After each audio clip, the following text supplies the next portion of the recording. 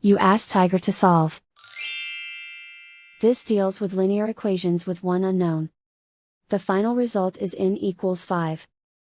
Let's solve it step by step. Group all constants on the right side of the equation. Subtract 5 from both sides. Group like terms. Simplify the arithmetic.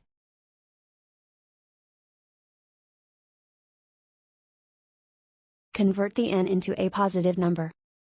Multiply both sides by -1.